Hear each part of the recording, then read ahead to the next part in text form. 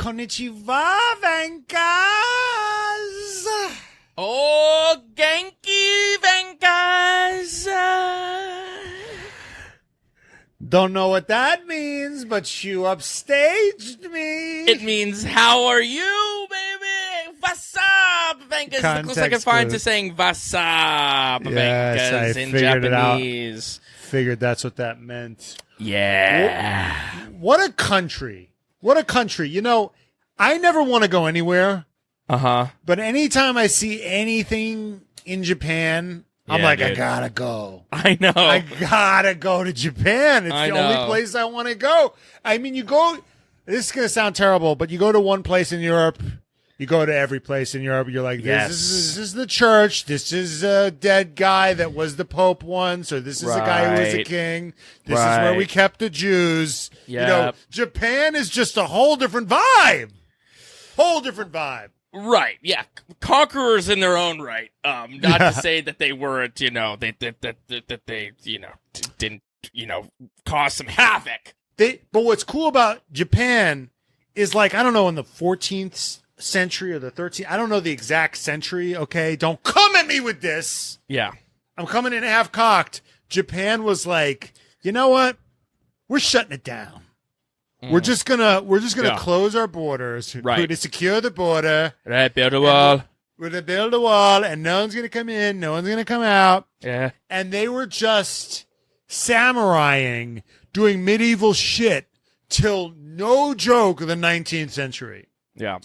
And then that's when Tom Cruise got there, essentially, in The Last Samurai. Like, so it was literally guys with guns and union uniforms going into Japan and seeing that they were, like, on horseback and samurais and shit. So they were a medieval society until the 1800s. Yeah. And then they caught up real fast. Real fast. But they still have that very sort of respectful, honor-based mindset. Mm-hmm. That sort of ideal, that idea is, so they have that. They have a very modern society, but that sort of respectful ethos is still fresher there. It's really interesting. Yeah, that's why Honda and Red Bull are such a perfect pair, because they have the same values.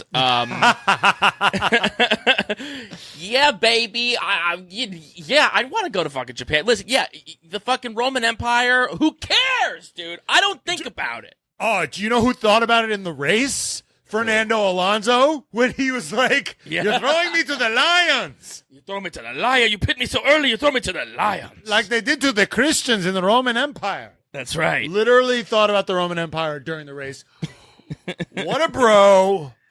Love him. Love that for him. God, way to stay rally. Way to stay fucking rally. Yeah, he was like, this race, I'm not going to be rally, so let me throw in the best radio of the year, possibly. And everyone will be talking about it. Because someone asked him about how often he thinks about the Roman Empire, and he just said 3. Yeah, he just said the number 3. Yeah. Yeah. So he was, you're throwing me to the lions. And then there was a moment where he couldn't catch the Alpines on the straight. He was like, these Alpines are too fast on the straight. And then he went, think of something. Did you know that he said the GP2 engine at Suzuka? Of course, because where else would he say? He was going for the maximum disrespect. Yeah, you gotta find the fucking peak, the apex of disrespect. You know what else is insane is he loves Japanese culture, right? He has a samurai tattoo on his fucking back because he is a samurai. Right. He is actually what you call a ronin, which is a samurai with no master, right? He's got no purpose. He's floating around just fucking murking dudes like with no purpose. He's a sword for hire. He's a sword for hire, exactly. Yeah. He's Yojimbo. Yeah. If you catch that reference. He's like Kurosawa movies. He's like the guy in the Russian army who just got blown out of the sky. He worked for that guy. Yeah. Yeah, You he's know? a mercenary. He's a mercenary. Well, That's what he no. is. What happens is if you ever like watch a Clint Eastwood movie, which is like a ripoff of the Kurosawa movies, they're guns for exactly. They're just hired hands. Yeah. Who have no purpose. But he had a great helmet with the samurai and the sun. Yeah. But they fucking put the sponsor on the sun. It said Bombardier. I was like, I get that that's your sponsor, but crazy that they would. Yeah. It's like maybe take a seat. Maybe don't put the word Bombardier on the red sun of the Japanese flag. Right. Yeah. Because I looked up that's their sponsor. I guess it's some sort of jet service or something. Just kind of seemed like in poor taste. Yeah, there was. I mean, speaking of in poor taste, there, the Ferrari, the Scuderia Ferrari, put like a video of like we're in Japan with the fucking music from Oppenheimer. That was in poor taste. I don't know who approved that, but that was insane that the Scuderia Ferrari posted that video, and Robert Schwartzman, Russian, posted that, and it's just like what was going on. He's actually also Jewish and has Israeli Jewish citizenship. Yeah. I think so. I think he kind of snuck in there, maybe. Yeah, it's triple. But Fernando Alonso might be a sword for hire. Maybe he doesn't have purpose, but you know what? Purpose this weekend. Max Verstappen had some fucking purpose this weekend because Max Verstappen, everyone was talking shit. We gave him purpose. Yeah, maybe a little bit, including us. Yeah. And we said, the streak is over. Max is done. Everyone was so happy to dance on the Max Verstappen grave last week. And then he said, as Michael Jordan has made famous, and I took that personally. Right. No, I said this on our TikTok. We do this to ourselves, right? I think he wants to silence the doubters, and people just keep stupidly doubting him. Right. And you're just literally pouring gasoline on just on Mordor, basically. Yeah. What are you doing? Let him just win. Right. Because you're just making it worse for us. You're making it worse. Let him win, and then he'll retire. Right. He'll go away. He wants to retire. But if everyone keeps doubting him, then he's going to be like, okay, well, I'm just going to have to keep proving you pieces of shit wrong. So that's what he did this weekend. You know that the Delta, he got pole by half a second. That's the biggest gap since Schumacher in 2004, dude.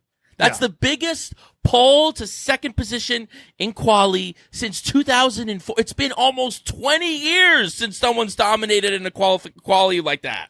I guarantee you, if everybody just turned around and said, wow, you really are the best, he would quit. Yes. He would quit in a second. He would quit tomorrow. He would quit at the end of the year. He would quit tomorrow. If Lewis Hamilton just went, wow, he's faster than I am, he would quit. He would quit. He would not know it. He would be like the dog that caught the fucking fire truck. Yeah. Because trust me, I've gotten things that I've wanted. I've fought for things coming from someone who's like, oh, if I could just sell this half-hour pilot to TBS, I would be so happy. You know what I'm saying? Right. I've done. It's not the same, but I've set goals and hit them, and then felt empty inside. Right. Yeah. So if he actually gets it, he'll quit. But proving haters wrong is how he comes. Yeah. He shoots massive loads by you doing. You're setting him up for shooting huge loads every time. Yeah. Why are you doing that? You're getting the ball gag out for him. Yeah, and it's and then every weekend you have a fucking face full of gook, and you're like, oh god, what is that? It's Max Verstappen's hot fucking load in your face. That's what it is. He can only come in people's faces. Yeah, that's what he does, and he was through with the hate. The same thing. Something happened. This past weekend. Deion Sanders is coaching Colorado. Yeah. Right? And they've had this historic run. Deion Sanders, former Hall of Famer, one of the best NFL players to ever live. He coached at this like played little two-way, played baseball, just an insane athlete. And then he started coaching in college football, coached this like kind of nothing, no one cared about team, brought them to like new heights. Then is at Colorado, which is a kind of like whatever D1 school, and has been like doing great. They were 3-0, and then they were playing against Oregon. And Oregon is like a noted football program. And they were talking wild shit beforehand, like the whole thing. The players before the game were like walking on the center field, like on the logo, you know, at what do they call it? The 50-yard line. The big O. The big O at the 50-yard line as a sign of disrespect.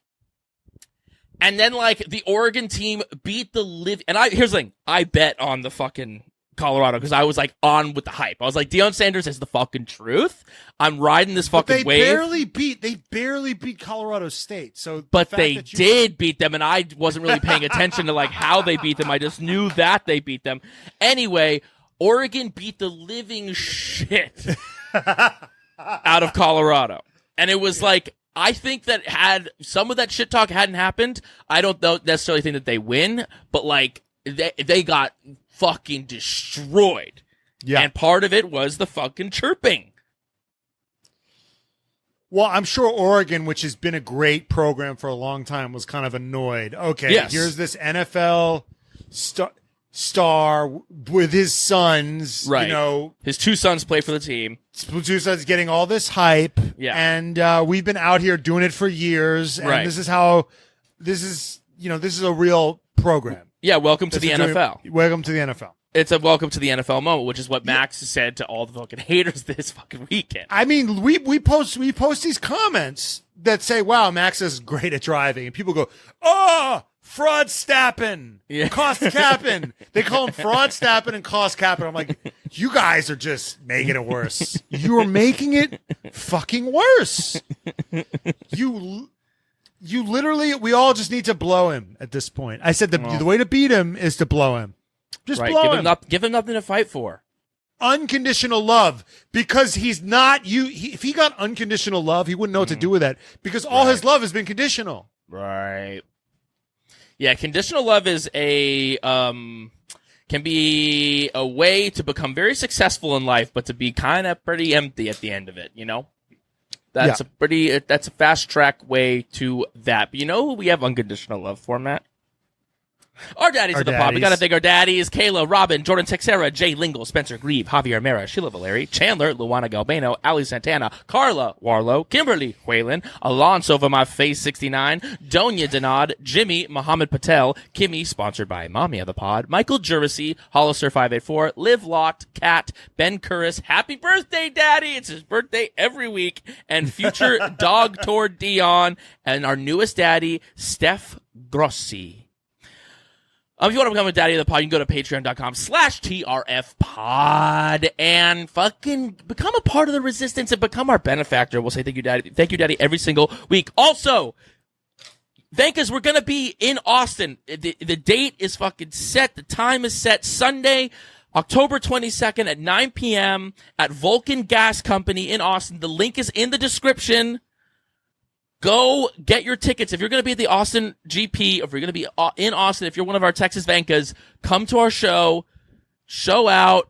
We'll hang out after, and we'll have a fucking great time. Link is in the description. Also, our interview with IndyCar champion Alex Palou is live. I don't know if you've listened to that, but our fucking interview with Alex Palou is on the feed, and it's also on our fucking YouTube channel, so you can check that out as well. Okay. Suzuka. This race was interesting. It was interesting. It was really interesting. It was two things. It was like a really like heady math race and also pure chaos. Well, it was a lot of you reap what you sow when you have when you try to get the two best drivers you can on one team. Right. You know, when you go for that strategy. Yeah. And also a bit of a reap what you sow. You see the two sides of the coin, right? Yeah. You see one side of the coin where you have drivers that are not on the same level. Yeah. And then you have the other side of the coin where you're like, let me get the two best guys on the same team and nothing bad will ever happen, ever. Right. Or let me put it differently. Yeah.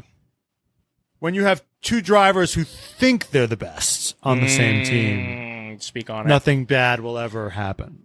Yeah. Or close enough to the same level that it could be a problem. Right. As opposed to like, it's not close enough where it'll ever be a problem. Yeah, because the cars, well, yeah, there's so much to get to, but I think what's interesting is that like this track was a kind of interesting one because it was like an equalizer. Like the cars, when there were drivers of a similar-ish caliber, they were right next to each other. Not a lot of teammates got knocked out. You know, they converged. There was a lot of converging. There was a lot of different strategies that converged. But there was pace. My point is that like there's pace. Like the pace was there. The pace was similar at a track like this. So like the car, like, you know, the AlphaTauris are going to be like in the same window. The Ferrari is going to be in the same window. The Mercedes is going to be in the same window. Aston Martin, nowhere close to each other. The Red Bulls, nowhere close to each other. The Williams, nowhere close to each other. You know what I mean? But right. So that presented the chaos. I mean, I think we got to start with. Let's start with the McLarens because the Mercedes is the most fun conversation. Yeah. I just want to start with the McLarens just because I want to say something about Lando Norris and the idea of, because it was something very interesting. So Lando Norris was starting third. He was on the clean side of the track. He got out qualified by Oscar, but Senna talked about this, that like actually that's actually the good side of the track to start on. So they moved it, right? So Max was on the good side. Oscar was on the bad side. Yep. Oscar actually, Max did this incredible thing, right? Watching that start was like watching him watching an adult like take two kids by the scruff of the neck and just have his way with both of them.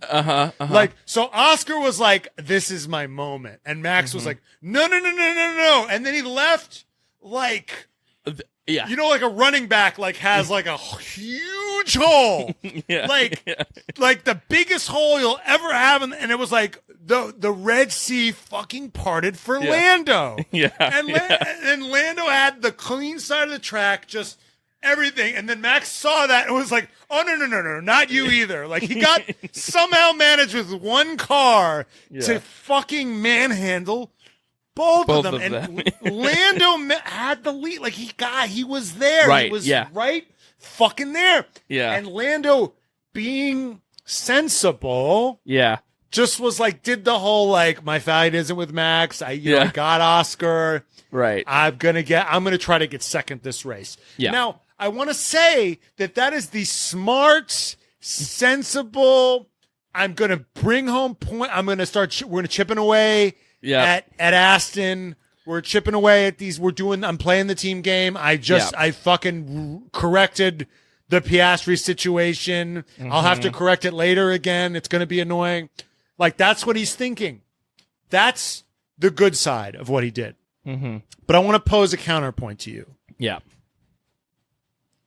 What if he just didn't do that and he took Max's front wing, or they bumped, or they crashed, or maybe Max is the one who got a puncture, and Piastri and Lando wins that fucking race. Right. What if he gambles? Right. And maybe he loses. Maybe he wins. Yeah. But maybe he crashes out. Maybe they both crash out, and God forbid Piastri wins the race. But here's the thing. Max was so unworried about both of them. He was like, fuck you. Like, he was so psychologically unbothered by both of them. And I want to say, I don't think he would have been able to do that, for better or worse, with Leclerc. I don't think he would have been able to do that, for better or worse, with Russell. I think he would have definitely not Russell. I think he would have thought twice. Yeah. Before he lunged over. Right. On Leclerc, or he lunged over on Russell. Right. You know, there are just certain drivers that like Leclerc is a better example, right? Like Leclerc might be down on the points of signs, but who is if Max is like seeing a guy that he's thinking about chopping, who do you think he's more likely going to chop? Right. Like fucking Sainz or Leclerc? He's more likely going to chop Sainz. He's just less intimidated by him. Right. Sainz is the one who gets intimidated. So, I mean, if you're Lando, do you want to start thinking about like, because Max did this when his car was shittier, right? He got in these crashes. He established himself as a fucking psycho. So now he doesn't even have to crash. People just get the fuck out of his way. So my question for you, Brian, as a Lando fan, is yes, he got a good result today. Yeah. But if he wants to like, you know, establish his rep so people think twice. Yeah.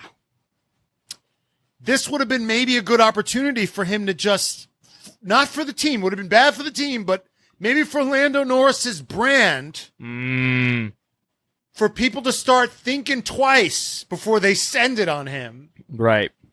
Because Max was like, he's going to get the fuck out of my way. I don't have to worry about him. I don't know. Just, I want to pose that to you. Well, that's an interesting, I hadn't really thought about that. I think it's a deep question because there's like, how do you want to do things? And there's the Max Verstappen way.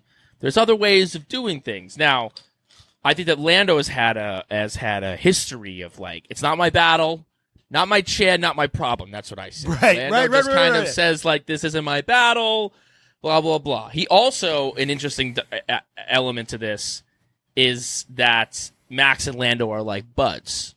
And that there's been a take you under my wingness that Max has had, which I think that Lando thinks is maybe just like fully buddy. But like Max, you know, it's like Max on track. It's like how Kobe took Russell Westbrook under his wing. Yeah. Right? And I don't think it's even necessarily that calculated, but like when Max is in the car, like we know who is the alpha of those two guys. It's obviously Verstappen every single time. Also, what's an interesting thing is that last week in Singapore, Max like didn't fight Lando. Like there was a time like he said to Lando like, yeah, I just let you, like I wasn't gonna fight you, like that wasn't my battle. So there was like a little like last week Max was like kind of nice to Lando during that race, maybe helped Lando get P2. This week Lando's obviously knowing that, because here's the thing, here's how I feel it. It's a calculation thing. And I think in my heart of hearts, I'd like to think that like if Lando was in a car that was like truly competitive, because this McLaren's not really competitive with the Red Bull. What I'd like to believe is that if he was in a truly competitive car and there was an actual title fight going on, then he would stick his nose in there. Now, here's the thing, and here's where I think you make a good point. If you don't have a rep for that, you can't start doing that like in the fourth quarter. Yeah. And Max did it when their car sucked. Yes. That's when you start establishing that rep is when it doesn't matter. But Max can also take the hate. Max like kind of can relish in the hate. I don't think that Lando Norris like wakes up needing to prove people wrong. And that's what I think is a key distinction. Like Max could handle and almost on some level wanted the backlash. He wanted, crash Verstappen, whatever. I don't care. I don't think that Lando's psyche could like handle like the entire world hating him for something that he did on track. Remember that one time where he crashed into Sainz? Yes. It was like, and then he like, you saw them after the race and he kind of like gave like a smiley, like, sorry about that, bud, like kind of crazy. And then Sainz said something to him and Lando's face just like fell. Just was like, oh fuck, man. That's a good point. I think that Lando isn't built for that like Roman Empire. He's not built for the Colosseum. He's not built to be like a heel. I think that Lando, if Lando ever wins a championship, it'll just be because like he has the fastest car and he can put in like great qualifying times, and then like he can kind of get out of it. And his teammate is, but like the thing is in what now. Yeah, but in what world is that ever going to happen? Because that can happen if Max fucking retires, which if Max, he's either going to go to Red Bull, and then he'll have to deal with Max, which is so. Or if this McLaren can figure, I mean, if this McLaren can figure its shit out by next year or the year following, 2025. Really what he's going to, because Oscar just re-signed. Yes, for 2 so years. He's just there. Yeah. Developing. Oscar's around. Yeah. He's just I'll be here improving, you know, so Lando either has to gamble that McLaren will get good enough to compete and that Oscar won't get too good. Mm-hmm. So he's got to, or he'll have to go to Red Bull. So he's got to stick around and hope for that. Uh-huh. Or he'll have to go to Red Bull and hope that he can beat Max. He's kind of torn between two not great options, it feels like, if he wants to win a World Drivers' Championship. I mean, I would take Piastri over Max any day of the week. Sure, of course you would take Piastri over Max. Of course you would take Piastri over Max, but would you take the McLaren over the Red Bull? Well, if the McLaren can figure its shit out, then maybe. I mean, this year, it's this year, the McLaren, where they started to where they are now, they figured something out. Certainly, in a way that the other teams have not. Now, who knows? I can only assume that the Red Bull car next year will be what it is. But here's what's interesting about the situation at McLaren. So Oscar's there now till 2026, I believe, right? McLaren's there. Yeah. Lando's there to 2025. Yeah, they definitely fucking believe in Oscar. But right now, even with all the stuff, Lando can. I mean, we'll get it. Lando's bitching on the radio and complaining and fetching on the radio. But right now, he still has the pace. Oh, this is what I wanted to say. He still has the pace on Oscar when it comes to race pace. What was interesting about what happened in qualifying when Oscar out-qualified Lando. I don't know if you watched this. After the qualifying, Oscar's getting out of the car, and Lando goes over to congratulate him. He smacks his tush. He smacked him on the ass. Yeah, I love that. Which feels like there's a power play there. There's good job, son? Or just there's something about smacking someone on the ass is just there's something about that felt like I'm kind of pissed at you a little bit, and I'm going to a little bit. Well, he didn't actually want to engage with him face to face. Right. He wanted to do the polite thing, but he didn't want to do it in a personal way. Yeah, but slacking someone on the ass, I don't think is really the polite thing. I know everyone wanted to be how cute was that? To me, I'm that's a little bit. My dad does this where he my dad will hyper analyze well they did the fist bump instead of the handshake. What does that mean? I'm getting in there. I'm getting granular, but to me felt you're an actor. You'd like to analyze a body language, right? There was something about that felt like, fuck you, kid. And I'm not going to just purely congratulate you. It's kind of like a you got one on me, you got lucky, kid. Nice one, kid, but I'm getting you later. That's what the butt slap felt like to me. Well, to me, I mean, maybe you're right. I read it more almost the more senior guy slaps the young guy on the ass. Right. That's how Jenny interpreted it as well. But that's a power play. That is a power play. That's a power play. That's the same kind of, but that's what that is. The senior, does George Russell smack Lewis Hamilton on the ass? No. You would never slap Lewis on the ass. Would Lance Stroll smack Fernando Alonso? Honestly, maybe. But that's because he's born, that's because his dad owns the team. But I don't think so. No, he doesn't. You never slap an older guy on the ass. You slap the younger guy on the ass. And this is getting into a weird territory.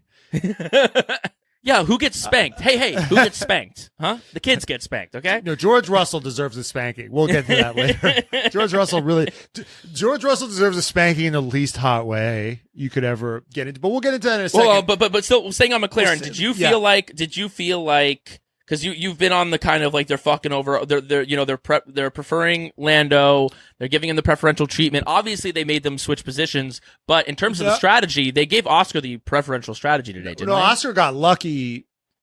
Oscar just got lucky. He pitted during the safety car window, but they were also seemingly going for the undercut on Lando. They pitted him first. I don't remember. You might be right. They did. Yeah, but then they didn't really hesitate when Lando was faster to switch him around. I mean, there was right. No, 100%. I mean, but here's the thing, and I think especially on a high deg track, I think undercuts are strong, but when you're on, but then you pay for it later, right? Because you're on older tires. So I think what, and we saw this a lot today, where like a guy will pit first and maybe get the undercut, but then a guy comes in behind you with better tires and it's just like, well, that's what happened to Alonso. Alonso was like, you pit me so early. Yeah. And so you fucked me. So Oscar pit first. He got an advantage, but Lando, who's better on tire management, came through and was like, let me through. And they let him through. And, I mean, it was a little more. Apparently, I didn't listen to. I didn't have time to listen to Oscar's radio. Apparently, he said nothing that whole time. He just did it. Like, no words were spoken. I mean, Oscar, G's moving silence like lasagna. Jenny points out that Oscar wasn't on the radio at all. Lando was on the radio about 6 times. Being like, I mean, what are we doing? I mean, we're just going to lose points. We're just wasting time here. What are we doing here? I mean, I'm faster than him. It's objective. Like, get him out of my fucking way. Yeah. And then afterwards, it's like, my buddy. Yeah, buddy, you got your first podium there, bud.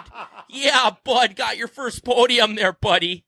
No, but the thing is Oscar doesn't seem to give a shit about the podium, really. He says he had a bad race. He's like, no, I sucked. Like, this sucks. Like, he doesn't give a fuck. Cause he knows he could have done better. He knows this is not only his rookie year, but he was on the couch for a year. He was on the couch for another team. Yeah. Like, not even McLaren. So, I mean, he's like, he expects more from himself. And people are some people are bored by him. I find him so refreshing. No, he's amazing. I mean, he's obviously rookie of the year because the competition is that's saying absolutely nothing. Is saying absolutely nothing. But no, unbelievable, getting his first podium in his rookie year, like keeping up with fucking Lando and signing this huge deal. I mean, he signed a 3-year deal. We don't know what it's for. We don't know what the numbers are because I wonder what they need to make this such a European thing to not say what it's for. Someone like, what is this? A fucking everything with them is Monaco, tax haven. In U.S., you know exactly what an NFL player makes every year. Right. But it's still, to get a contract that long with a team that looks like they're on the up and up is an impressive feat. To have the job security of, I'm going to be there for 3 years. I bet you it's 15. I don't think he gets 20. 15 a year? I don't think he gets 10. Because I don't think he gets the Botas 10. I think he gets 12.5. I think it's a 12. If you get the security, right, of 3 years. Yeah. So it's not going to be as high a number. 12.5 for the 3 years. That's what I think he's getting each year. I don't know. They threw Lando 20 pretty early. Oscar was making $775,000 this year. Yeah. So he's jumping up. So that was the McLarens. Obviously, 2 McLarens on the podium. Just fucking hairlessly twink the fuck out. Absolutely shameful. Yeah. Mercedes should be ashamed of themselves. Yeah. I mean, their customer team out here just fucking them in the ass, destroying them, customer team. And it's also just really disappointing for F1 because I just feel like McLaren's, I mean, from what we know about customer teams, their ceiling can't be as high as Mercedes. Like, if Mercedes could figure their shit out, they could probably be faster than they don't have the infrastructure. I mean, McLaren just doesn't have the same infrastructure. Well, now they do. Now they do. Now they're going to. That's what's interesting. They haven't even hooked their shit up yet. I don't even think everything is hooked up yet. No, but they're like in the like it's slowly. The Death Star is slowly being built.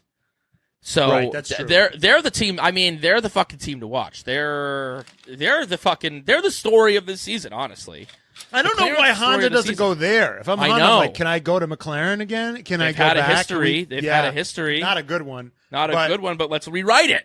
Yeah, no. If I'm Honda, I'm getting buyer's remorse that I signed with Aston Martin. Yeah. Totally. No, Aston Martin's like, what the fuck? I mean, that's a fucking sad. That's a sad state of affairs. They're the ones that got fucked by that technical directive, I think. they're the cheaters, honestly. They are the ones that cheat. They cheat on the test. And you said it earlier, and it's a perfect, it's like they got the test right, and then the teacher said, show me your work, and then they said, I don't know what the fuck is going on. Yeah. Honestly, it was a feat that Alonso got into Q3 and was like hanging around. Okay. Anyway, let's get to Mercedes, because this is the other fucking. Let's speak to the supplier, the engine supplier, because Mercedes had a beautifully fucking rich, fucking palpably tense race. Yeah, I mean, George Russell should be ashamed of himself.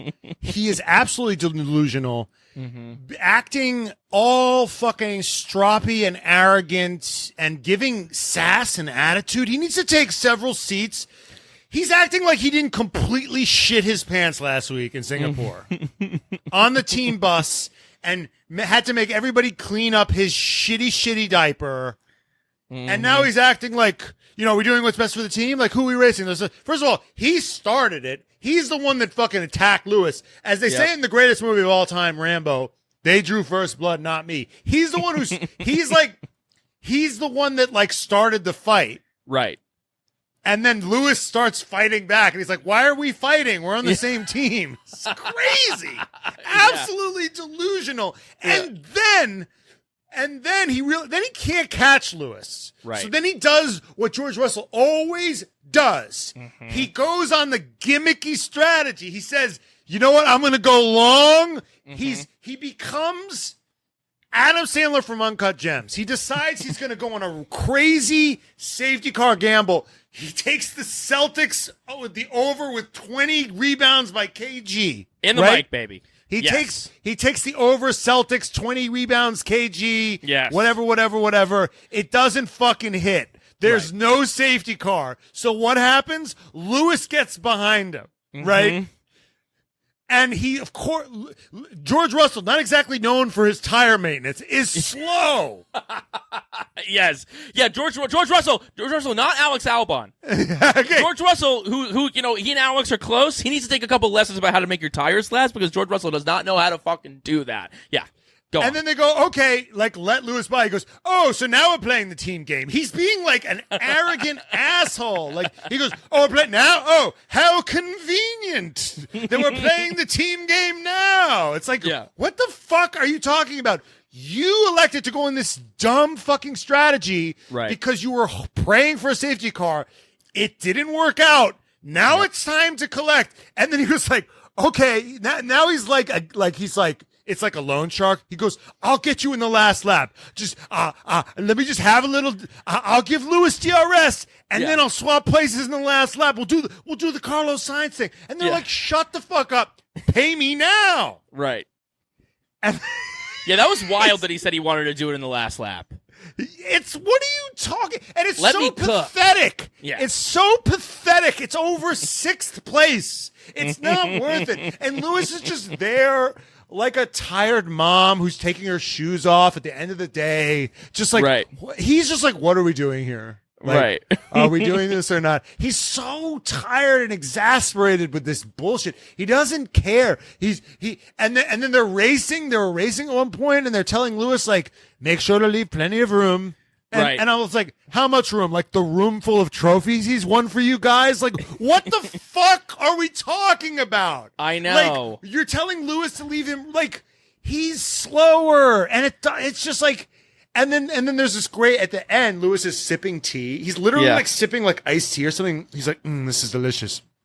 And he's like, yeah, like, I'm just doing what's like, we're just trying to beat the Ferraris. Like, I don't care about drivers championship points. Like, he goes, first of all, it's not even close at this point. I was like, fucking so crazy. Like, apparently, if you like look at the lap times, when they asked George to swap, Lewis was 2 seconds a lap faster. It was not even a gray area. No. It was obvious. The writing was on the fucking wall, and the writing said George Russell is not as fast as Lewis fucking Hamilton. That's what the writing said. No, and especially after like he did a crazy strategy, right? And it's like, okay, yeah, he did a crazy strategy on a high tech track where that clearly wasn't the fucking strategy to be on. And Lewis is getting pushed by Carlos, who was on fresher tires than Lewis, and certainly by fucking George. And yeah, that was the obvious choice of what you needed to do. The other option is that he gets by both of them. That was the other fucking version of what was maybe going to happen. The other thing that I want to say, in the same vein, is like, I think you're already like alluding to it, but like they've been talking about how like there's not a clear number one at Mercedes, and I'm like, why? That's insane. That's been their policy like that's like how they are. Yeah, tell Valtteri Bottas that. Tell Valtteri Bottas that that's not their policy. He was just so much slower than Lewis was. Yeah, but we all know what the fuck was really going on there. That's like they say that there's no clear number one, but like, there's been some times this season where it's been like there's a clear number one there. And his name is fucking 7-time world champion Sir Lewis Hamilton. He's the clear number one. He should have the fucking strategy go towards him. He can handle the pressure, which we know that George kind of fucking can't.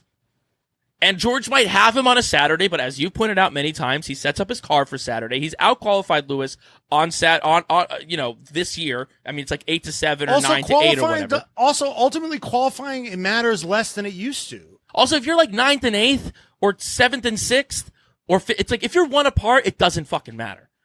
Piastri was ahead of Lando Norris today. It didn't fucking matter. It doesn't matter. Liam Lawson was 2 places behind Yuki Tsunoda. It didn't fucking matter. You're 5 meters away from the fucking guy. So who gives a shit? Lewis is the clear number one. It mattered 30 years ago when there was like no overtaking, or right. whatever. There was no overtaking. Right? Yeah. And George Russell needs to be sat down and told, listen up, boobs. When we tell you to do something, you're going to do it. And also, we're going to give preferential treatment to Lewis unless it is unbelievably obvious that you deserve it. No, but he doesn't. What's worse is it doesn't even seem like he seems just preoccupied with Lewis. It doesn't seem like he's preoccupied with doing anything other than outperforming Lewis. And I know that that's like normal behavior somewhat, but it seems like for him it's extra. Right. He's more preoccupied than the average person. Yeah. I just think it's especially when you'd think that he would like tone down the attitude when he literally like tried to keep up with Lewis. He was literally in this exact position last week ahead of Lewis, trying to stay ahead of Lewis. Yeah. Like I could stay ahead of Lewis, and then fucking wrecked the car and got them 0 points in a crucial constructors battle with Ferrari. Right. And why is Toto not there? Why is Toto not there? I know he's getting surgery. He's getting surgery for a bike accident. But it's like, what? Was it elective surgery? Could he have waited till an off week? I mean, yeah. Guess this what? This team is in shambles. There's not a race this upcoming weekend. Hey, Brian, we know all about surgeries, okay? We can talk about it. That's right. Those things are fungible. Yes, you can do them at given times. You can wait a week. If they're not life-threatening. Yes. If your problem is not life or death. Yeah. You can wait a week. We know of someone who had a more urgent surgery than Toto's. That involved vital organs. There was an option, and they said you could wait, or you could do it sooner, or you could do it later. There's a window here. Yeah, exactly. There's a window, and it didn't involve your dumbass cycling injury. You know what? Toto didn't want to fucking be there when Red Bull won the constructors. That's what happened. He didn't want to be there. He didn't want to be there when Red Bull fucking won the constructors. Honda, the whole fucking thing. He didn't want to be there. Well, I just feel like. I don't know who Toto's boss is. Probably a board of directors. Yeah. I'm like, we're selling these guys engines and they're fucking beating us. And by the way, well, Toto owns a third of the company. So Toto's like, the buck kind of starts and stops with him. Can you figure out where Aston would be right now if Lance had half the points that that Nando has? That Nando had? They would be. Well, they'd be in the same position that they're in, but they have 221 points right now. They'd have 261. What if they had 2/3? 2/3. They'd be 1 point behind Mercedes. Okay. At 304. If Mercedes at 305, they'd be at 304 if Lance had 2/3. If Lance had 2/3, okay, which is. And guess what? Some of those points would be taken away from Mercedes. You know, like Mercedes would have less points, Ferrari would have fewer points, like they'd all have a little bit fewer points. Okay, so imagine if Lance Stroll was 2/3 of a driver of Fernando Alonso, which I don't think is reasonable because no one is. Right. But if Lance Stroll was 2/3, getting 2/3 the points of Fernando Alonso, where would they be, Brian? Hold on, I did 3/4.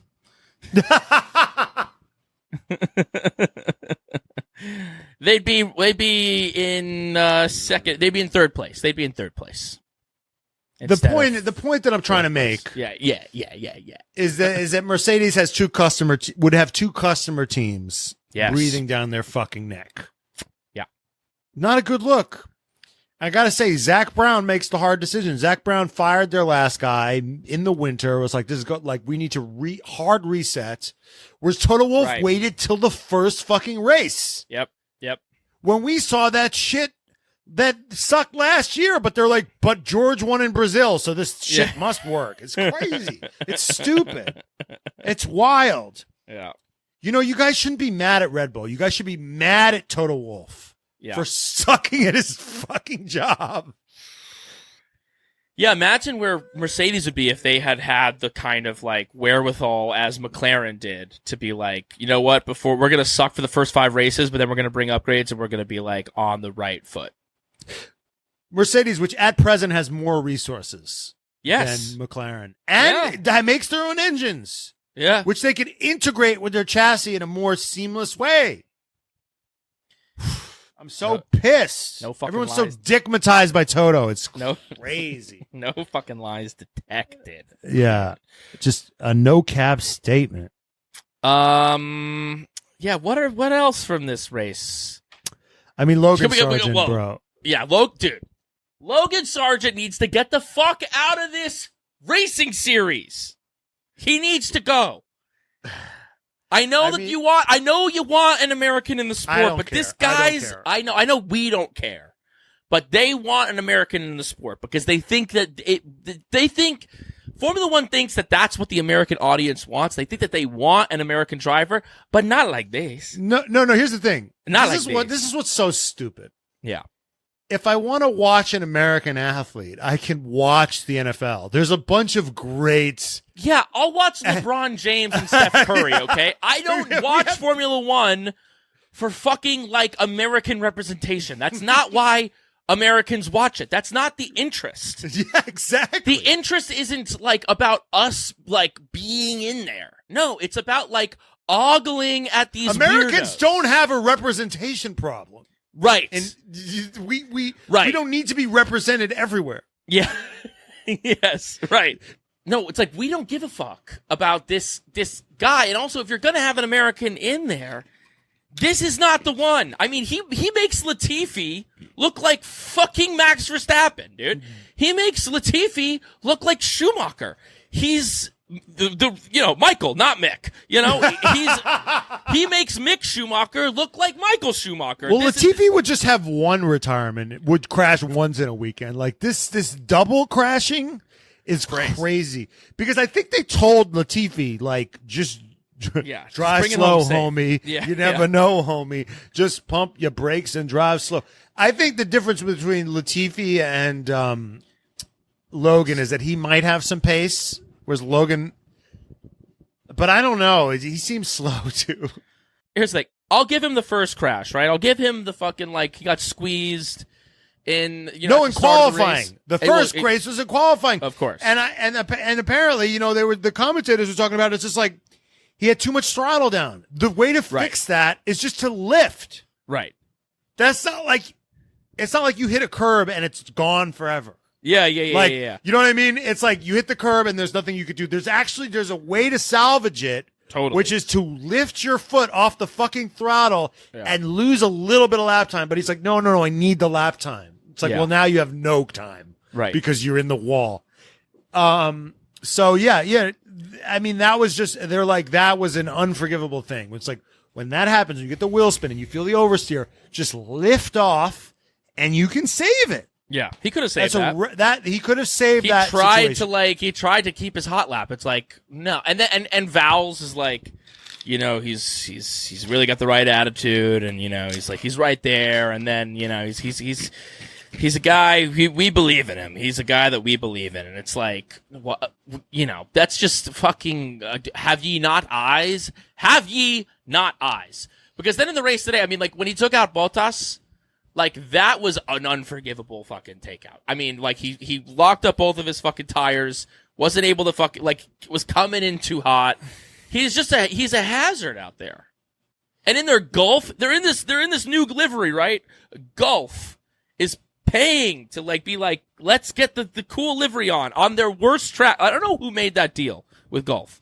But, like, these are not, like, fucking Singapore was not the track to, like, unveil your new sexy livery, because like that's a track where they're going to be terrible. And then on this track, this isn't even really a track for them either, because this is not like, there's not huge straights on this track. It's like high speed corners, which is not really where they thrive. They should have this Gulf livery for fucking Vegas, which is the one track where they actually might do well. And it's also big enough that, like, who knows, maybe Logan Sargeant won't fucking, like, you know, get into 85 crashes, but he needs to get out of the sport right now. I'd be pissed if I'm Red Bull sponsors, because like they hardly even show those cars now. Right. Max is so far ahead. It's like, who gives a shit? Well, they were showing Sergio Perez's car today because he was fucking all over the but in the worst possible way. Yeah. I mean, at least Logan, at least you could give Jenny. Jenny's been bullying us in the chat. Well, I mean, Logan, you could at least say he's a rookie, he's American, he's dumb. Right. Perez, I mean, Horner's like, he's our driver for 2024, but it's tough. It's tough for today him right was now. Brutal. Today was like insane. I mean, so we had the start. The start was kind of crazy because I think the start with Hamilton was kind of, I think, on signs. You can forgive the start. Like, the starts are like, you can forgive starts for the most time. Everyone's bunched up. It's crazy. That's fine. That's whatever. Sainz came in, he got bunched. He and Hamilton touched. You know, he had to come in for a new wing. That was what it was. But he also, I think, hit Alonso at one point. Like, touched Alonso. Mm-hmm. I could be wrong. Okay. But the crazy one was K-Mag. Yes. I mean, how the fuck in the same car that Max is just demolishing everybody. Yeah. If you watch his onboards, first of all, he almost did it the lap before, where he like lunged and like almost took him out, and he's like, "Whoa, shit!" Yeah. He almost did that exact move the lap before. Yeah. And then he like lunged and he was out of control and he fucking sent it from too far out, and then he takes K-Mag out the next lap. It's fucking unforgivable. And then he goes, and then he's like, this car doesn't work, or he's like, the car doesn't work. I'm like, I wonder why. You've been in 9 crashes. He was also just like, I got damage. Fuck. I was like, how did you get damage? I mean, all of the I watched it on the various, you know, channels. All of the announcers were like, oh, God, what are you? Ooh, they all, like, were cringed out by it. They were just like, oh, Perez, no, buddy. You don't do that. That was, like, complete amateur hour there. The thing is I don't know why he doesn't just do it on the straight. I mean, this is in the DRS zone. I don't understand why he's... I mean, maybe the car was kind of damaged today because of maybe there was more to it, you know, than the front wing and those early crashes, so maybe the car was, like, a little bit fucked. But, like, that was just a desperate... Like, if that's the case, then throw your hands up and, like, take it on the chin and say the car's not there. The car's not there. But, like, that move on K-Mag was like, no, in no world was that a move that also was ever you want to add him to the list of there's a list of guys you don't fuck with. It's yeah, K-Mag's on there. It's K-Mag's on that list of like, am I really going to send it on K-Mag? Yeah. No. Yeah. Absolutely not. He does not give a fuck. He does not give a fuck. Yeah. So then he had the penalties. They brought him in, and then they were like, he was out.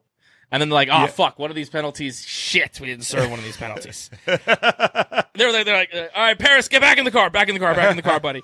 He's like, what? All of a sudden you see him getting back in the car, and they're like, we're just going to bring him out for one lap to pit him and serve our penalty and then get out. But he was just sitting there in the car for like 25 minutes, which was they should get an Academy Award. There is someone there that should get an Academy Award. Yeah. They shot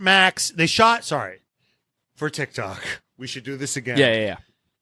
There's someone in F1 TV or Sky Sports, whoever does the broadcast, whoever does the F1 broadcast should get an Academy Award. Whoever did this shot, whoever shot Sergio Perez in the garage, miserable, having to go out so he doesn't have to serve a penalty, so he doesn't have to serve it next race. He's just sitting there in the garage, miserable, and then panning over to Max Verstappen, getting like pitting from the lead, getting like a 2-second pit stop, and then pitting back out into the lead because he's got that big a gap. Was just masterclass. Just give them an Academy Award.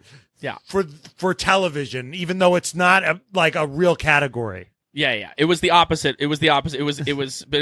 They filmed Max getting the thing because you weren't even expecting it. You knew that Perez was in the car, right? Oh yes. And then, no, it's all good. It's all good. Do it, but good. No, do it for TikTok, but good. Okay, I'll just do it for TikTok. Leave this in, Jenny. Whoever the camera person at Sky Sports was today should get an Emmy, an Academy Award, a fucking Tony Award. Why not? Give him an EGOT or whatever the fuck it is. Yeah, give him the fucking Nobel Peace Prize because the shot of Max Verstappen pitting, Red Bull doing its thing, boom, under 2.5 seconds, Max Verstappen go pit to the lead, and then immediately, like The Office, quick pan to Sergio Perez, just in the car, sitting there with the fans, with his fucking like face pushed up on himself, you know, when they're all like this in the car, just sitting there like, what the fuck is my life? Dude? That was beautiful. I was fucking Stanley vibes. Just I hate my goddamn life. Yeah, that camera guy must have like pulled his fucking neck because that pan was quick. I mean, he was like, whoa! I was like, holy shit, that was beautiful. Well, you killed that. Hey, Jenny, we're going to have to cut my original take because I just look too bad by comparison. Cut that. No, keep it in. Keep it in. Let the people know how the sausage gets made. This is why you listen to the episode. You don't just watch the TikToks. Yeah. Yeah. Should we, I mean, we got our awards, but should we talk about. No, I think we got more to. Yeah, we got more to say. Well, does anybody want to apologize to me that like now Sainz is not faster than Leclerc all of a sudden? Talk your shit, baby. It's just another month to talk about. It's just like back to the way it usually is, which is Leclerc is faster. It's like snap back to reality. Oh, there goes Leclerc beating Sainz in every aspect. Yeah, he's just faster. Sainz did get undercut. I don't think I'm the first person to point this out, but they just don't seem to be able to manage two cars. It's just like one guy always gets screwed. Leclerc will get screwed one race, Sainz will get screwed one race, but he's faster in qualifying. He's faster in tracks that aren't stupid. Yeah, I think I saw that. I think shout out to Aldis, who made a point that friend of the pod, Aldis. Made a point that the Ferrari car, they moved it to a more understeery car. Yeah. A little less pointy, which is not Leclerc's, chosen setup. And it's a little bit more suited to Sainz. So Leclerc's been having to like kind of learn a new technique with this car because they're like, listen, the fastest version of this car is set up like this, and that's not really for Leclerc. I actually don't think it's the fastest version. It's the only way you can drive it without crashing. You know what I mean? Yeah, maybe it's the least shitty version of the car. because he can't drive it. You can't drive it with oversteer and not crash. I don't think. Yeah. Yeah. So I just think that Sainz fans are delulu. It's like he has a couple of good races and people are like think he's better, and it's just. Were you guys in a coma last year? I really just don't get it. It's crazy. Yeah. It's like, are you helmet Marco, or are you just going completely off of like what happened in one race? I'm really completely confused. Right. Yeah. But no, but Sainz it seems more comfortable with this car than he usually is, because he's usually way behind Leclerc, and he's feeling himself. He's trying to he's such a sassy fuck when the teams are using their DRS and he's like, they're using my trick. Sorry, they're using my trick. They're using my trick. That's my trick. That's not your trick, dude. It's not your trick. He didn't invent that idea. Yeah, I mean, it was another level when he used it recently. He used it most recently and most effectively. But like, people weren't like, "What? You can do that?" Like, there's, it's been. It definitely used was an before. added wrinkle that he did it with someone who wasn't on his team. Right. But that's the Carlando. That's just Carlando likes to give himself nicknames. That's Carlando. He gave himself the nickname of Smooth Operator, which is the lamest thing you can do. It's fucking so lame. He calls himself Smooth Operator. We have a friend who calls himself Daddy. I mean, it's lame. It's just a lame thing to do. Anyway, whatever. No, you said that this would happen. Yeah. You said that this is a track where that was actually, less gimmicky, and we saw what happened. He had the pace on him. We need to talk about our boy, Yuki Tsunoda. Signed on for another year. The news came out. Liam Lawson took that personally.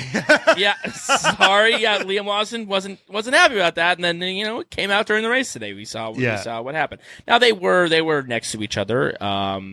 It wasn't like he didn't completely. Yuki beat him in qualifying. He had this number there, but Liam got him at the start. But listen, I like Liam Lawson. I think Liam Lawson deserves a seat. I think from also what I gather, like, I don't think that Yuki is long for this AlphaTauri seat. I think it has, like, there's an expiration date on it.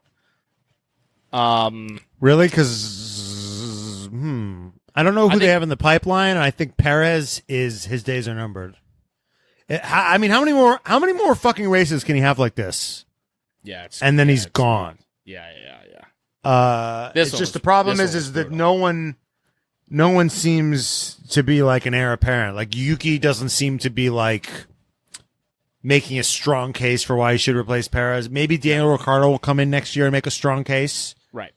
I certainly think Daniel can handle the pressure of it. Yes. He's been there before. So, I mean, if Daniel can can get in next year and beat Yuki convincingly, I think Perez is gone. Yeah. You think Perez is out of the sport entirely, or do you think he gets another seat somewhere? I don't know. I think I mean, it's so hard to predict what seats will be open, but right. Where we'll be at Alfa Romeo, I could see him in an Alfa Romeo or a Williams or a team that could use experience. Yep. But it's so hard to know how good he's. So he's reaching a Daniel Ricciardo level, honestly, of like, what is this guy even? Right. You know what I mean? Like he seems like he's damaged. It seems like he's a damaged. Right. It's like one of those quarterbacks where it's like a damaged quarterback where it's like we got to get him into a new environment and see what we have. Yep. Because, and maybe he's just not a top tier driver. I mean, he's been a great midfield driver. he was at McLaren, and McLaren was like, get this guy out of here. And then he did great in these midfield teams. Yeah. So maybe that's just where he thrives, is in these like sort of lower pressure situations. I don't know. Yeah. I mean, I don't know. Yeah. I definitely think a midfield team would be lucky to have him. I honestly think, Aston Martin would be lucky to have him in the Lance Stroll spot. Yeah, Perez and Alonso would be a fun pairing. Perez and Alonso would be a fun pairing. I think, he'd be probably pretty good at Alpine. Just the sort of midfield team. Right. I think he'd be good. Yeah, speaking of Alpine. Yeah, him and Ocon. Okay, so just to, because this was the two drivers fucking teammate battle week. Basically what happened is that Gasly outqualified Ocon, as he's been wont to do these past couple of weeks. Gasly's been having Ocon's number. And Ocon got hit. Ocon got into an accident, like had a puncture or some shit early in the start. Had to pit early, put on the hards. Then pit again, put on another set of hards. But he's basically on a one-stop strategy where he's going long. So basically, because he was on this one-stop strategy, essentially a one-stop strategy, Pierre, who was on a more conventional two-stop strategy, was coming through behind Ocon. Yeah. And was like way faster. So it was like, basically they were like, Ocon, let Pierre through, he's faster. Right. Because he's on a more conventional strategy. Yeah. And then Ocon was like, let him attack Alonso or whoever was ahead of Ocon. And Ocon was like, I will, but he needs to give the place back. That's the only way I'll do it. Right. And they're like, well, we'll try to they didn't promise it to him, but they'll say, we'll see what we can do. So then he let Gasly through. They poorly communicated this to Gasly. That's the problem. They didn't tell Gasly that happened. Okay. So then Gasly didn't understand why he just thought that they were doing like team orders on him for no reason. When in reality, Ocon let him by. Conditionally, there was a condition to the contract. Here's the thing. Ocon was on a whack-ass strategy on slower tires. He should have let Pierre by. Pierre was faster. So I think that was kind of bullshit. Pierre had a better weekend. He didn't get hit. Ocon had track position on him because he was going fucking long. Right. So, I mean, Ocon was being fucking his sneaky little self and just saying, yeah. I think the deal though was like he would have to give the place back. That Pierre would only have to give the place back, obviously, if he couldn't get by Alonso, which he couldn't get by Alonso. So then he has to give the place back. Yeah, I'm looking at the sector times in sector 3 on the last lap. Everyone's doing 18 seconds, 19 seconds. Gasly did 24 and a half seconds because he just had to let Ocon by. And then Gasly afterwards, you could see his onboard. He's like, and he's just French hands, just French hands, French. He's being French. My girlfriend had an audition where she had to play a French person, do a French accent. Yeah, and I was like, just watch those Alpine boys. So then I heard from the other room, just Esteban Ocon being like, yes, the car. I had to the setup of the car was actually very good for me today. And I said, finally, I'm getting my girlfriend into Formula One. This is amazing. Okay. Let's get into our awards of the day. Okay. Hottest. Well, should we just first, before we, just remark that Red Bull won the Constructors' Championship? Oh, yeah. Is that worth mentioning? I guess it's actually, isn't it interesting that Max sealed the championship in Suzuka last year and now it's Suzuka this year and he hasn't sealed it yet? Yeah, is Max choked? Or you know what that really is a testament of? how badly Ferrari dropped the ball last year. Yeah. That's how bad Ferrari was last year. Because not even you think about how bad Perez has been this year and his slumps it's not even close to how Ferrari fucked Charles Leclerc last year. That's really what that means. How did he seal it sooner? It's crazy. Yeah. It's fucking nuts. I know. That's a brilliant point there, Brian. Yeah. I was like, wait, this has been such a more dominant year for Max. How is he like? How did he not seal it in Australia? Yeah, with I think because also he sealed it in at Suzuka because was it full points last year? It was like 3/4 points. Like he didn't even get the full points, and he sealed it. But Max can seal the championship in the sprint race in Qatar. Epic.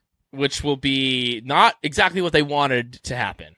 That's not. I don't think that's how they drew it up. And then he wins the championship on the sprint race on a Saturday. Anyway, yeah, I mean Red Bull winning. Yeah, I mean we all knew that was coming.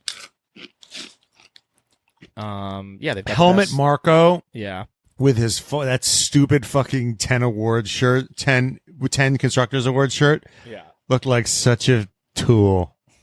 6. It feels like 10. Yeah. Even though I've only been watching this thing for like 6 months. All right. To our awards, hottest moment of the day. Max Verstappen choking the 2 twinks at the start. Yep. That was amazing. Just being 2 places at once. That was amazing. Grabbing one ear and then the other ear. Yeah. Yeah. Sorry, Knock Dad. it off, you two. Sorry, Dad. Sorry. I'm gonna give it to that little battle between Lewis and George. It was kind of reminiscent of Max and Lewis in Brazil when they ran off, when they went wide in that one point where Lewis kind of pushed George wide, like no, young lad. It was kind of giving. It was kind of giving Max and Lewis in Brazil circa 2021. There was some great race on track battles. Yeah, Leclerc had a great pass on Russell. Yep. I remember I wrote, what a great driver that Leclerc. Piastri had a great pass on Russell. I mean, there was some great overtakes. Those are my hottest. All right, what's next? Yeah, Daddy of the day. Daddy of the day. Want to give it to Daddy Oscar? A lot of people are saying Piastri first podium. Starting to put on his big boy pants. I'll give it to Oscar.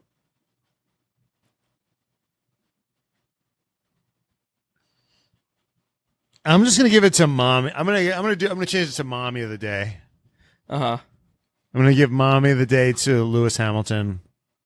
Lewis Hamilton was giving like long-suffering woman, just having to deal with George and his bullshit. Yeah, George's bullshit. Dumbass. Like George was giving Lewis mommy, or like Lewis was giving Stella just long, and George was just Lewis was giving a single mom who works 2 jobs, who loves her kids and never stops. Yeah, and he's just getting it from all all of a fighter. Exactly. I'm a survivor. Yeah, surviving her shithead son, George Russell. She's got her shithead son, and then she turns to her husband, which is Mercedes, for support, and they're like, "Yeah, I'm not getting involved."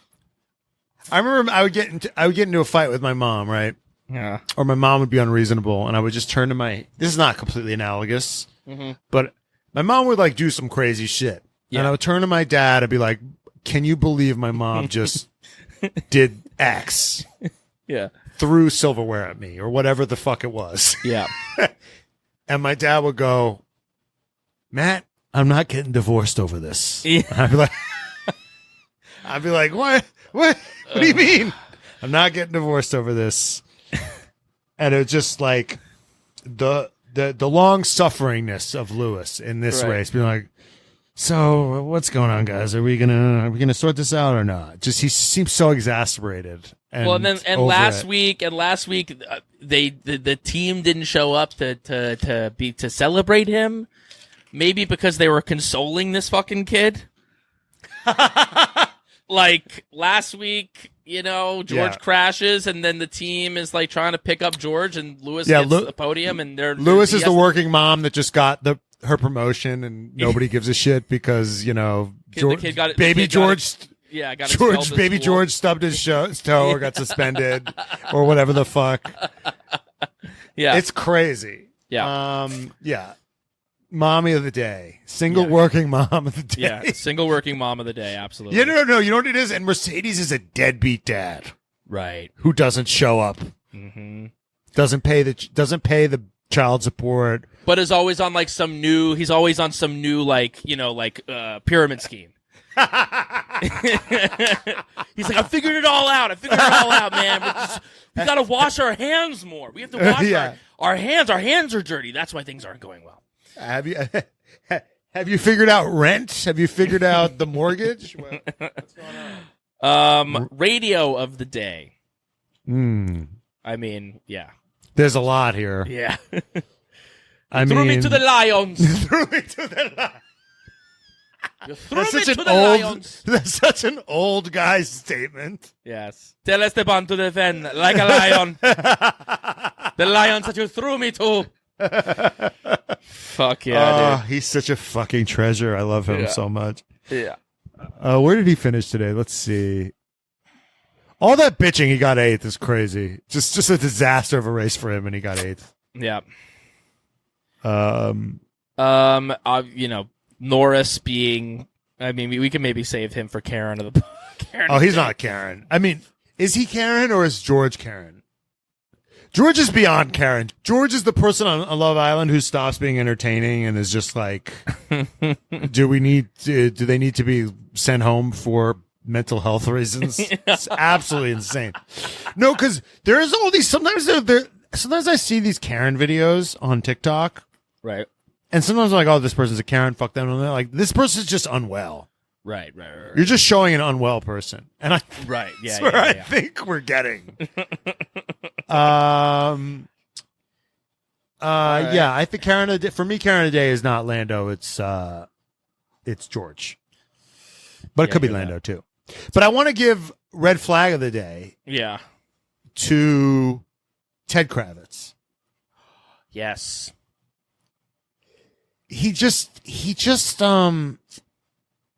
He fucking kills me with his stories that suck and are too long. Did you hear his karting story? Yeah, what was that?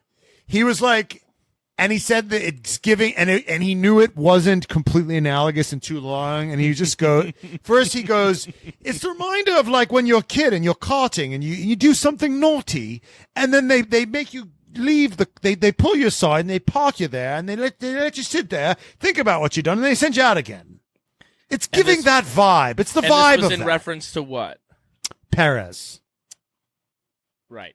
Perez. And it was but it was longer than that. I did that faster than. Yeah. And I'm a long-winded motherfucker. Yeah. Takes one to know one. Yeah. And I'm like, whoa, this is long. And you're on international television. And it's like he doesn't understand what's interesting and what's not. Right. And what's relevant and what's not. It's Michael Scott. It's Michael Scott. It's only child who doesn't understand that not everything he says fucking matters. Yes. Because here's the thing. Jenny wrote, wow, attack. Because here's the thing. Is I think that people who are not only children maybe are like a little bit too attention seeky, but they know that they gotta come in with, they do try to do interesting things. You know what I mean? They try to grab your attention, right? Whereas people who are only I'm not saying Ted Kravitz might not be an only child. You know that he's Jewish? Oh shit, is he Jewish? He's Jewish. He definitely was the favorite child. Whether he his was mom's from Jersey. Ted born in his mom's a Jew from Jersey, dude. Oh, he's born in Hammersmith, London. His mother is an American who's from Union City, New Jersey. Oh my god, so he's Mishpucha. He's misspoke. He's from an Ashkenazi Jewish ancestry. The Kravitz name comes from his mother's side of the family. His parents are Robert and Jill Kravitz. Jenny wrote matrilineal, so he's real Jew. He's real Jew. Wait, do we know if he has siblings? I'm trying to see if he has any siblings. I'm not seeing that he has any siblings. Interesting. Him being an only child makes so much sense. Well, only an only child could just ramble on like that in like Ted's Notebook style, just all by himself, just no friends. Right? Jenny was an only dude. Ted's Notebook is literally the ramblings of an only child. That's like what an only child like has to do to kind of like keep it interesting. Is they go around their house like on a fake television program in their head, and then he just worked really hard and then he's made that into a reality. Yeah. But the thing is that he still thinks he's alone. Right. Right. Yes. He still thinks he's by himself. Yeah. And he doesn't understand, like, when you're an only child, it makes you imaginative, but it gives you no sort of filter on what's interesting and what's not. It's just right. Like when I had a sister, I had to fucking compete. Right. I had to be like, okay, how can I fucking wrest my parents' attention away from this autistic? I have to be crazy and act out because that's how my autistic sister does it. Right. To be a lunatic. Got to play by her rules. Yeah. You're not gonna. You gotta listen. You're in the fucking. There's a certain set of rules to the game you were in. Yeah. No. Yeah. The only child like. Yeah. Is Ted's Notebook. Ted's Notebook. Yeah. It's Ted's Notebook. He literally walks around alone, like the cameraman is hiding. Yes, dude. Yes. And he's like George Russell, and he's just like freestyling. He's with his imaginary. His invisible friend. It's his invisible imaginary friend. With his imaginary friend. I had an imaginary friend when I was a kid. His name was Odie Hammer QB, and I would tell my parents that like he was like Odie Hammer's here. Odie Hammer QB is here. And they'd be like, yeah, totally, 100%. And my sister was like older enough. My sister's 5 years older than me, so there was like I had some time. Like she was being a teenager, and I was still like a toddler, a child. Yeah, she didn't fuck with you at all. When we were kids, we didn't fucking fuck with each other. As we've gotten older, we've gotten closer because we're like of the same, mind now.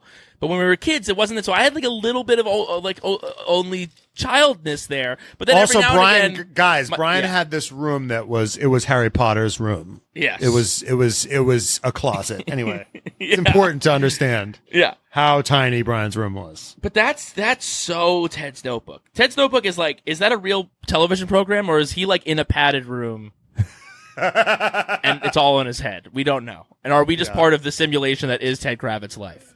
Shutter Island. Jenny wrote Shutter Island Shutter F1. Island. Wow. I think we did it. I think we did. I think that's got to be the fucking end of the episode. Yeah.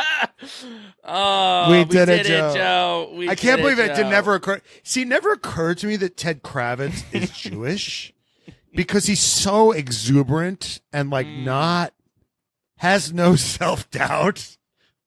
Right. He just comes at you jolly as fuck. Mm-hmm. There's no sense of like I suck. Right. That's just only children, dude. He's either only child, or he has like a sister who's like 15 years older than him. Yeah, he was either the only child or he was so the fucking he had a sister and he was just the favorite boy. Mm-hmm. That's what it was. Absolutely. There's no way he had a brother who was awesome. Okay, so Jenny did some research. He might have a brother. We don't know. Our feelings don't care about your facts. Yeah. So here's the other thing. His brother might be so. Here's the flip side. I have a way to fix this. Yeah. His brother might be so awesome that he was so overlooked that like he just goes and nobody cared. Like nobody cared about him to such a degree that the same is true. Everything. I think it go either way. Like you're paid so much attention to that you think that everything you say you think is precious. Right. Or you're so ignored that you then have no idea. Right. Yeah. It's beautiful. That's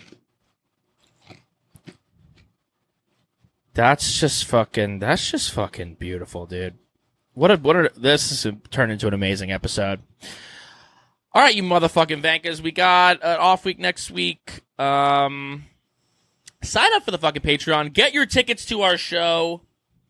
And we'll see you next week. And then after that, it's Qatar. But we'll do our predictions then. Oh, yeah, fuck, marry, kill the podium minus Max. Really quick. We got Piastri, Lando, and Leclerc. That's an epic one. What are we doing there?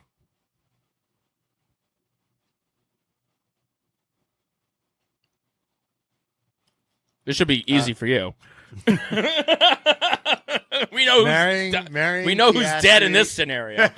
Marrying Piastri, killing Lando, and fucking Leclerc. Done. Mm-hmm. I am going to put Leclerc out of his misery. Marry Piastri, fuck Lando. Or what? Do I marry Lando and then kill him for his money? Yeah, good. That's good. Yeah, it's good. All right, Vankas. Until next time. Goodbye, Vankas. Now we have a bunch of fucking Vankas.